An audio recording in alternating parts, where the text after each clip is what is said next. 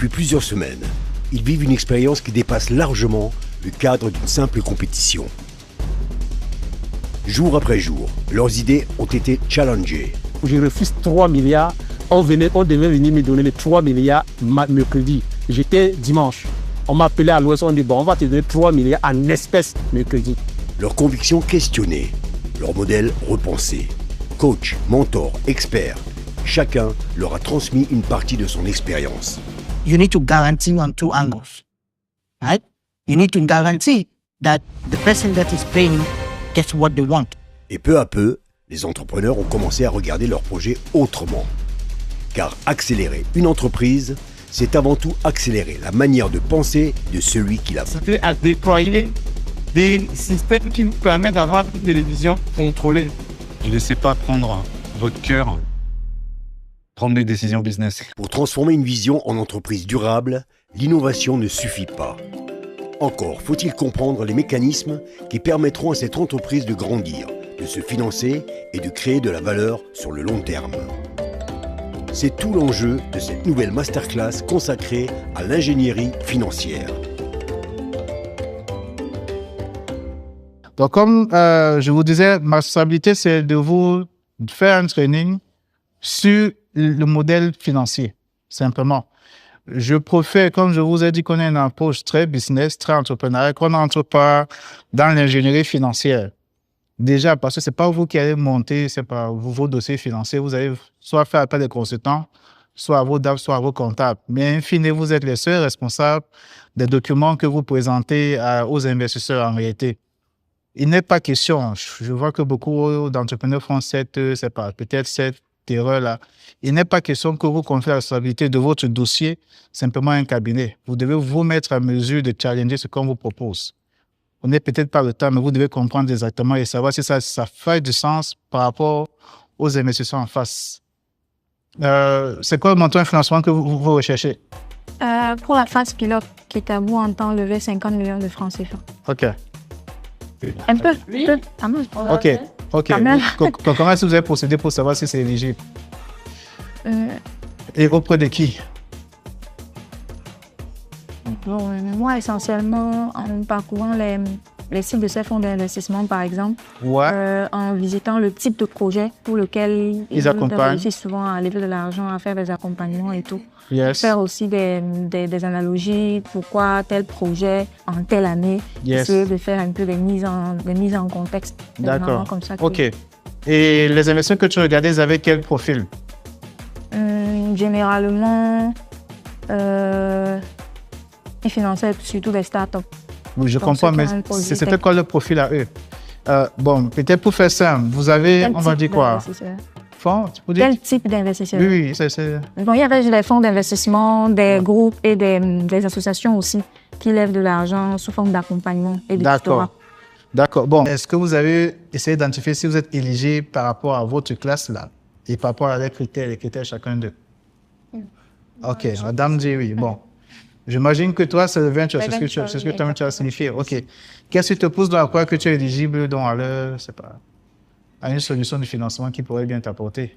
Bon, je peux en parler pour tous les investisseurs avec qui oui, tout à fait. Il y a toujours des thèses qui sont différentes, mais... C'est pourquoi je dis pour ceux où j'étais intéressée à postuler, où j'ai même postulé d'ailleurs, je pense quand même que je réunissais au moins 4 sur 5 cases à cocher. OK. Donc, il y avait quoi? Par exemple, même 2 ans, il y avait quoi? Le MVP qui doit être prêt, la proposition de valeur généralement, la zone géographique où vous êtes établi, parce qu'ils vérifient aussi ça si vous êtes véritablement établi en Afrique. Il y a aussi certains critères qui touchent au genre, au profil du promoteur. Quelles sont vos valeurs? Qu'est-ce que vous essayez de promouvoir? Quel est votre profil, en fait, votre carrière? Il y a également des critères concernant l'ambition sur 5 ans. Donc, comment est-ce que vous envisagez qu'après 2, 3 ans, 5 ans, comment est-ce que votre proposition va évoluer en fait sur le temps? Comment est-ce que vous pensez que vous allez vous adapter au fur et à mesure? Tout à fait. Les partenariats, avec qui est-ce que vous travaillez? Tout à fait. Je me sens vraiment boostée et surtout préparée à adresser un discours beaucoup plus institutionnel auprès des investisseurs que Kitabu va chercher à lever aujourd'hui. Bien, maintenant nous avons un exercice de dépôt capital à réaliser. Vous avez là un très grand entrepreneur, un capitaine d'industrie local, connu même de la zone CEMAC. Vous avez un exercice très simple, pitcher devant lui. Le but c'est de le convaincre. C'est le président d'honneur du jury de AFIM. Donc, messieurs, vous n'avez pas droit à l'erreur. Bonne chance à vous. Merci. C'est ce que je voulais vous dire à l'entame de ce propos. Vous féliciter aussi à vous-même, n'est-ce pas, d'avoir pris cette initiative.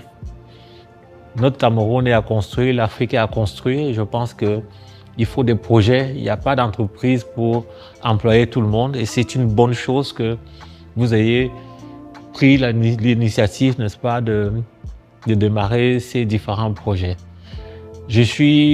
On m'a demandé, n'est-ce pas, d'être un des membres du jury, notamment président d'honneur, ce que j'entends du jury. C'est pas forcément parce que je suis le plus compétent, peut-être parce que je suis le plus vieux, enfin je l'assume. Je ne dirais pas que mon avis sur vos projets seront la science infuse, mais je vais vous donner mon avis, mon opinion et peut-être quelques orientations sur ce que vous avez déjà entamé. D'autres pourraient vous donner d'autres compléments pour vous aider à mieux bâtir votre projet. Mais une jeune auteure sénégalaise. Elle vient d'achever son premier roman. C'est vrai, elle a écrit entre 2 coupures d'électricité, mais elle n'a jamais manqué de passion. Malheureusement, lorsqu'elle prend la décision de publier, tout se bloque. Les maisons d'édition répondent tardivement. L'auto-édition, ça coûte trop cher en Afrique. Et les solutions internationales qui existent demandent des pourcentages sur leurs droits d'auteur qui sont simplement inacceptables. Alors le résultat, c'est quoi? C'est que le roman de Mariam va rester sur sa table de chevet.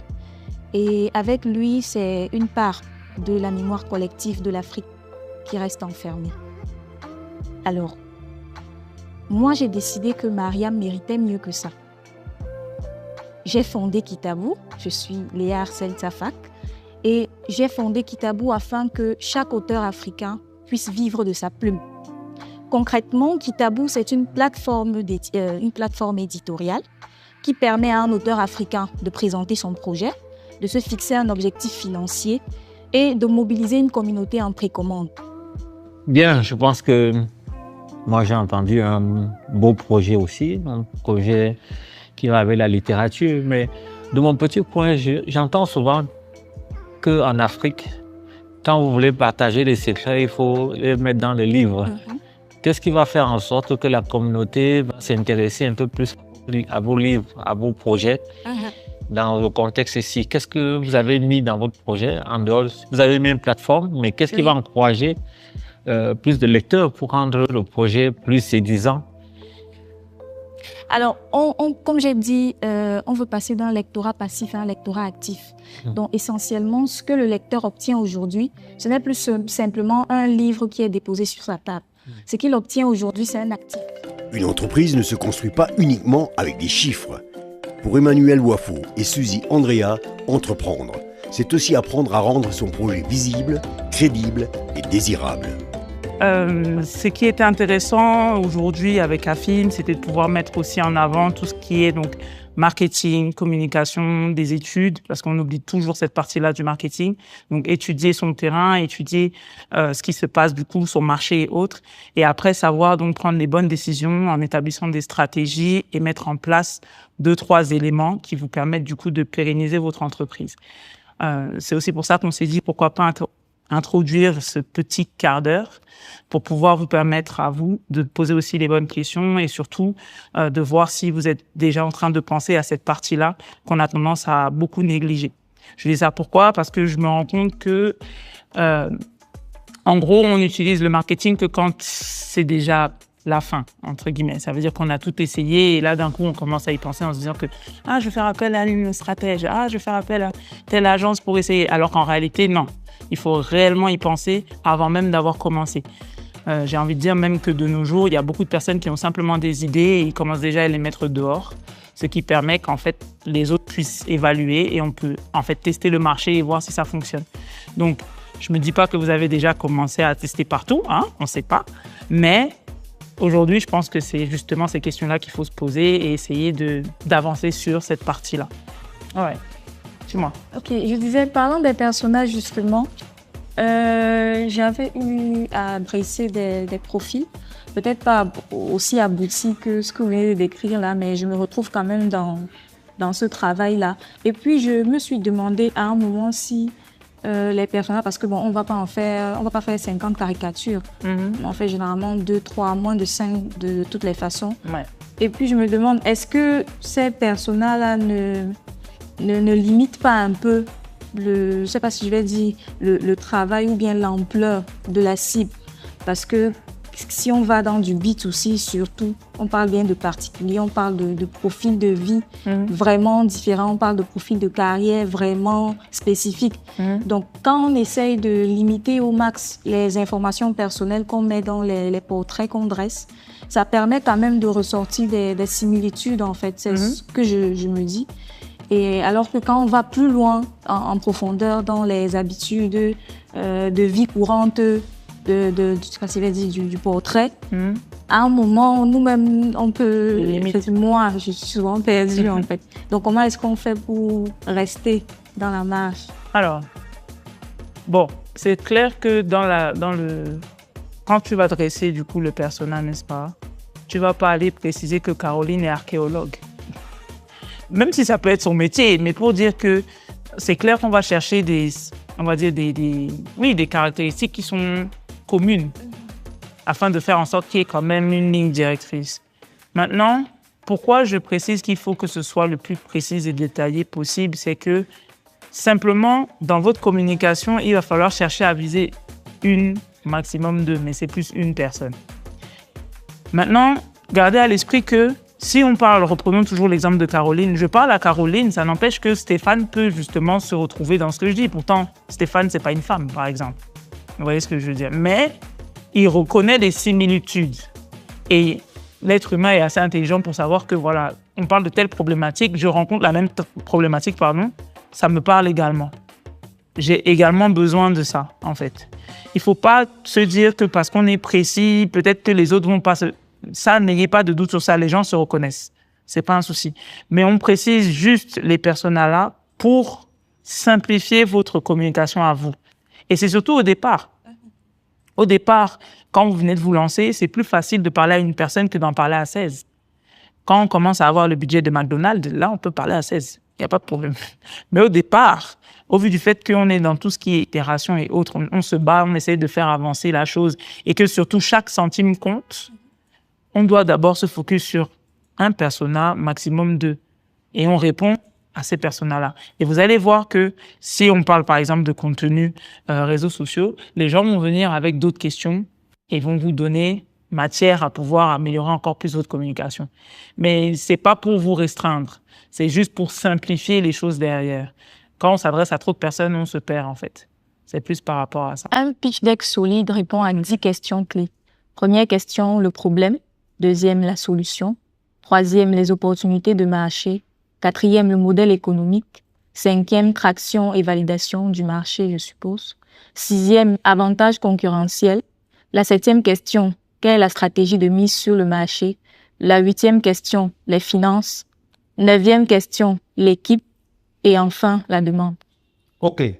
Pour conclure cette phase d'accélération, Lionel Mbionje partage avec les entrepreneurs son expérience de bâtisseur d'écosystèmes et sa vision de l'innovation en Afrique. Chacun de vous va prendre la parole. Parce que le but ici, ce n'est pas de... J'aime le résumer en cette phrase. C'est l'image que nous envoyons vers le marché et les investisseurs de la cible. C'est ça le postulat. Et nous devons le construire. Donc, cette partie, chacun de vous va essayer d'énoncer possiblement de sa start-up. Et ensemble, on va évaluer, voir si c'est vraiment pertinent. Et n'oublions pas que ce positionnement doit être différentiel par rapport à la concurrence et mettre en avant le côté innovant. Il faut en sorte que derrière l'investisseur à la fin de la journée comprenne que c'est l'endroit où il doit mettre l'argent. Donc, sans plus tarder, on va commencer à faire le tour de table. Vous écoutez avant d'évaluer. Là, on commence à monter. Et après, c'est une infrastructure éditoriale qui vient satisfaire les lecteurs et les auteurs qui sont actuellement pas assez servis par les plateformes qui existent et les personnes de distribution. Donc, on ne remplace pas l'édition traditionnelle, on ouvre juste un espace publié autrement.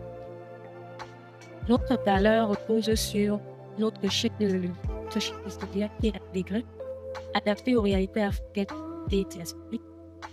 Nous avons également un processus qui permet de sécuriser les livres. Il faut que tu puisses piloter ça en ligne de frappe. La plupart des grosses pitches, les gros pitches, 3-4 minutes. Et le positionnement, c'est quelques secondes. Avant de pas une autre question. Donc, si vous prenez une minute pour expliquer le positionnement en détail, très de chance que le seul soit des scientifiques. Les 6 semaines d'accélération touchent à leur fin. 6 semaines d'apprentissage, de rencontres, de remise en Le programme AFIM. Merci à tous les autres candidats parce que c'était surtout des sessions complémentaires. On essayait ensemble d'essayer d'évoluer. Les projets ont évolué. Les entrepreneurs aussi. Désormais, il ne reste plus qu'une étape. Celle pour laquelle ils se préparent depuis le premier jour. La grande finale. Idéalement, moi j'aimerais qu'ils séduisent les investisseurs sur le plateau et ceux qui regardent, ça rendra notre travail plus facile. Là où leurs idées ne seront plus seulement évaluées, elles devront convaincre. Convaincre un jury, convaincre des investisseurs, convaincre que leur vision mérite d'être accompagnée dans le prochain épisode. Les portes de la finale s'ouvrent enfin.